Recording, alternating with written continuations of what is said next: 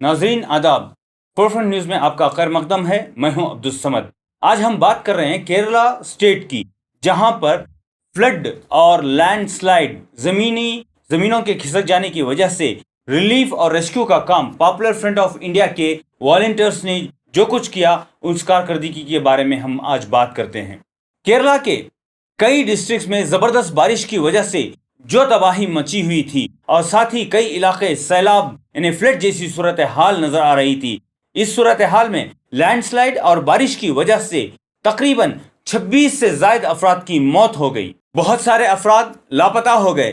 कितने ही घर मुनहदिम यानी गिरकर तबाह हो गए और अभी तक बहुत सारे अफराद जो मलबे के नीचे दबे हुए हैं, उनको निकालना बाकी है।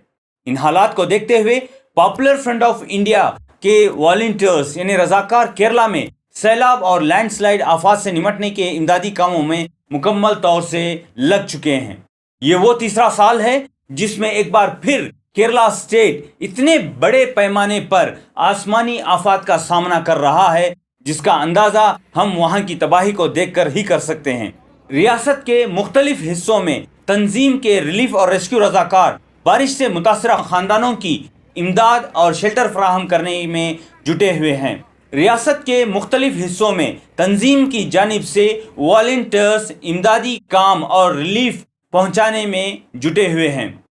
पॉपुलर फ्रंट ऑफ इंडिया के कारकुन पहले कोट्टायम और इडुक्की अजला में बचाव के लिए पहुंचे थे, जो लैंडस्लाइड और मूसलाधार बारिशों की वजह से तबाह हो चुका था।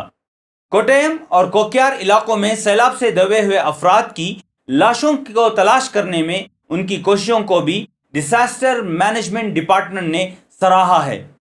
कोक्यार रेस्क्यू ऑपरेशन के दौरान पॉपुलर फ्रंट ऑफ इंडिया के रजाकारों को यानी वॉलंटियर्स को 3 बच्चों समेत 6 अफराद की लाशें मिली हैं। इसी तरह कोट्टायम जिले डिस्ट्रिक्ट में लैंडस्लाइड से लापता अफराद की 13 लाशें दस्तयाब हुई हैं। इडुक्की डिस्ट्रिक्ट के कोक्यार में लापता अफराद की 2 लाशों को पॉपुलर फ्रंट ऑफ इंडिया और एसडीपीआई के वॉलंटियर्स टीम ने दस्तयाब की हैं और साथ ही साथ लापता अफराद की तलाश को जारी रखे हुए हैं।